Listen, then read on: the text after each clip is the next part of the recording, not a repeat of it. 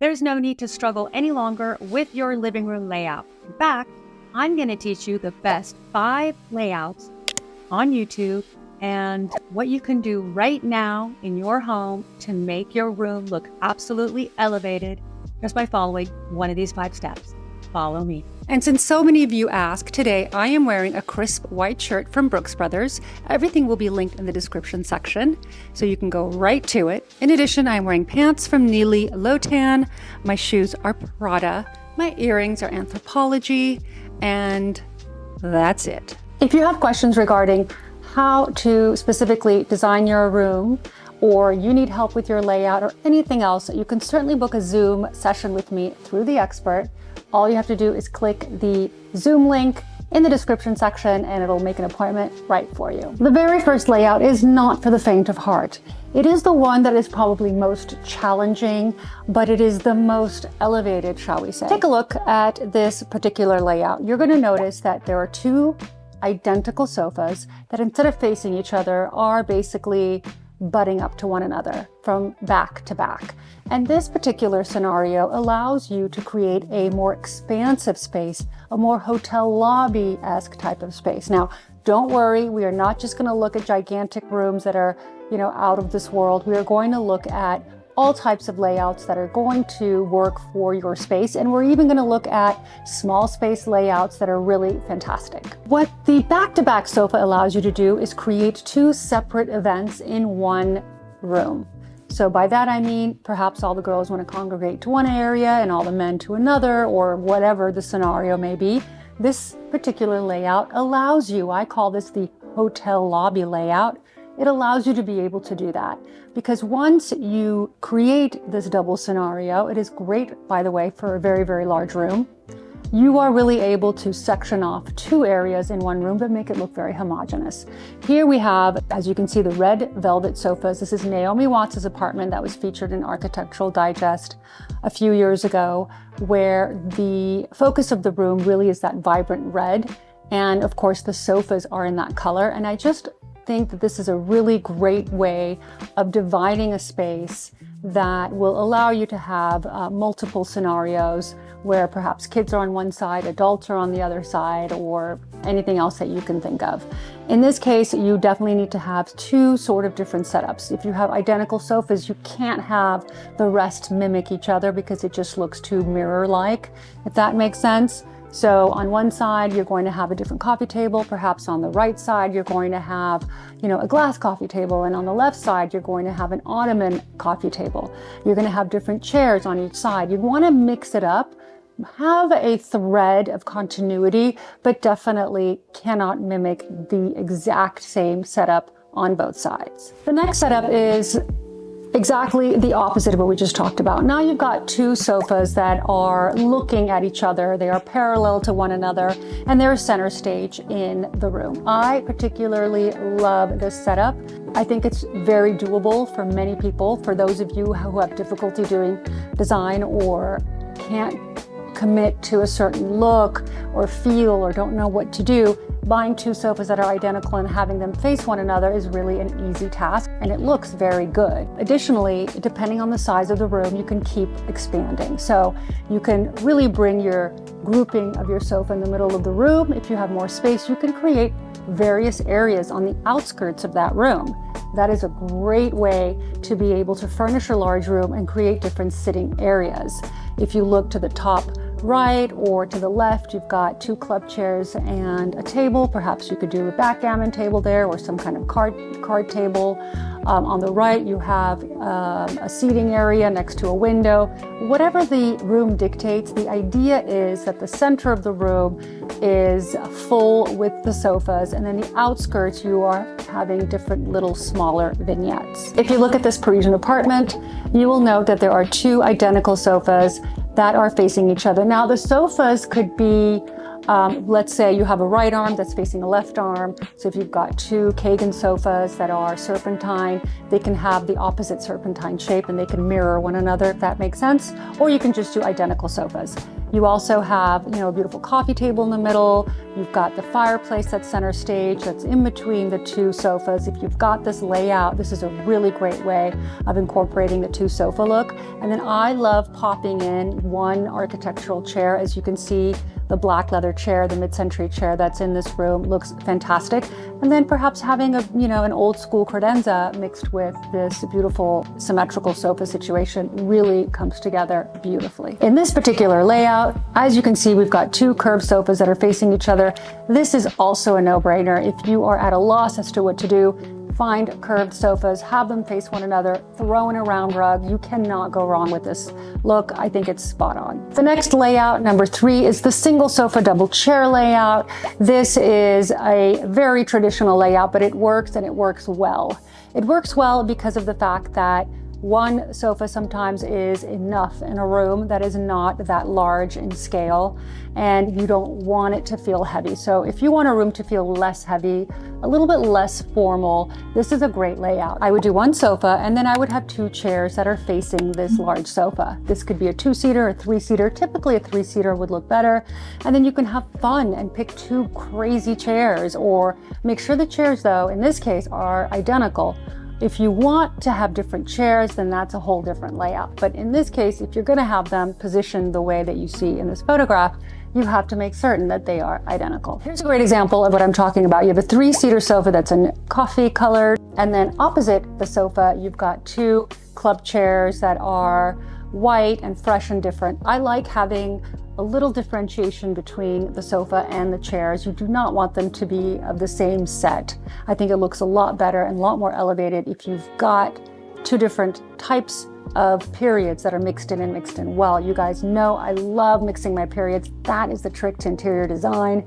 And if you have two beautiful vintage chairs that you love, that you've collected, as I do here with my Zanusos, put those in. Another great tip in this scenario is that because you're going to have less seating, as you don't have two sofas facing each other, you essentially have 3-seater plus 2 people sitting in front of you. That makes it a 5-person room. You're going to want to bring in some cute ottomans. If you pop in some ottomans, they don't even have to be laid out as the photos laid out. They can basically be sporadic, any part of the room. And then people can bring up that seating, bring up a little poof next to whatever area or whatever person they want to speak to. And this allows for a great party gathering and will allow for great conversation. Sectionals, I knew you guys would ask, so I do have a sectional specifically for you. Now, I know, and I've said this before, we cannot lean our sofas against the wall. That is the worst possible crime. However, if you have a sectional and you need to create an ambiance in that room, and your room is small, we can make an exception. Now, I still like to leave it a little bit away from the walls. I would not have it touching the walls. I would still have some space, some breathing room, but essentially the idea is you've got a sectional in one corner, you have a coffee table that is either round or rectangular that fits the sectional the way that the sectional is designed, and then you can create lots of other little vignettes that will allow you to have separate conversations in a room. Remember, it's very important to have balance and scale in a room. That's why these layouts are so important.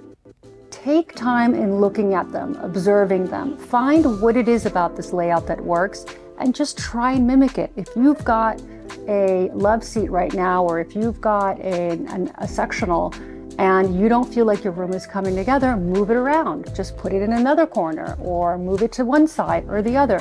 You cannot believe the amount of times that I have gone to clients' homes, and by just moving some pieces around, we have transformed that space. Here's an example that I think is perfect of a sectional.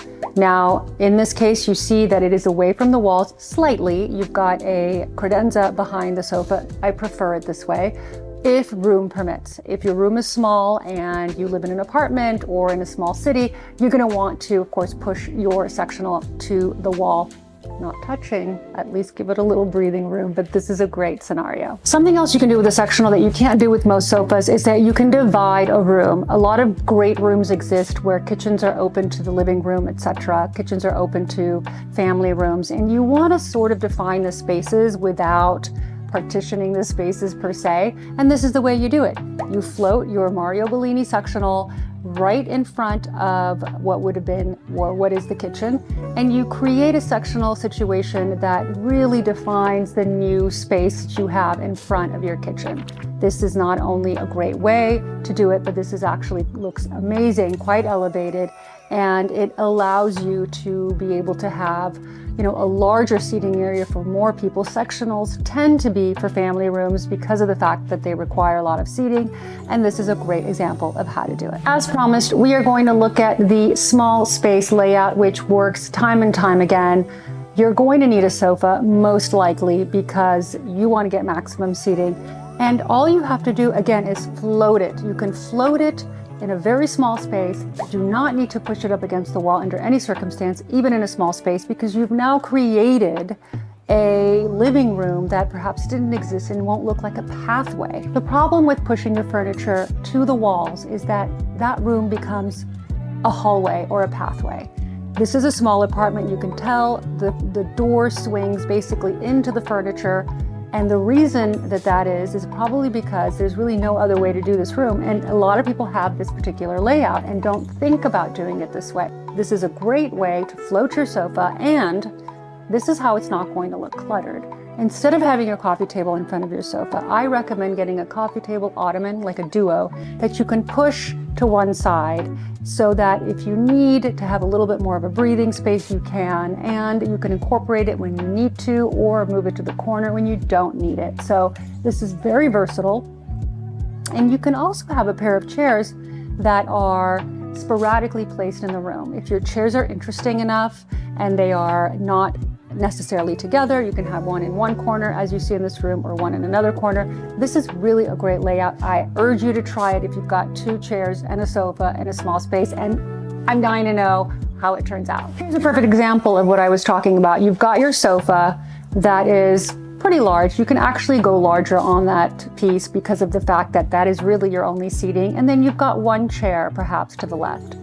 This is a great way to do it. The door is behind your head, and people can come in and out as they need to, but then the room feels great because it's facing a fireplace. It's facing an area that's important, a focal point. So this is a lovely way of doing the layout instead of what most people would do would be to shove the sofa right below the window, put a coffee table in front of it, not centering it with the fireplace. I see this time and time again, and I'm going to urge you to move your sofa and take the risk. Here's another example I wanted to point out. You don't have to have a credenza behind the coffee table. You can have a bench.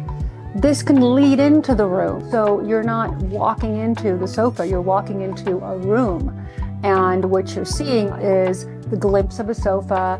You're looking into the horizon. You're finding your focal point, which in this case is this beautiful fireplace. And then you are bringing in beautiful elements, whether it's a plant on the left or a beautiful chair in the corner. This is definitely a home run. Which of these 5 layouts do you prefer? Are you going to actually move your furniture after seeing this YouTube? I want to know. Thank you guys for joining me on this episode. I hope this was helpful. The idea is to repurpose the things that you do own, change layouts of things that you thought were no longer useful, and just bring beauty into your home.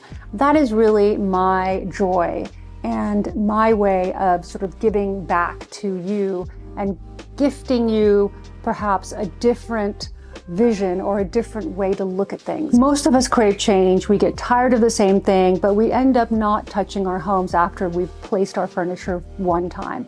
Why not make the effort, move things around, play a little bit with your particular layouts, and create the home that you deserve? Again, thank you for being a subscriber. Thank you for being a loyal follower. I love you guys. I read all your comments, and I can't wait to see you next week on the Red Elevator.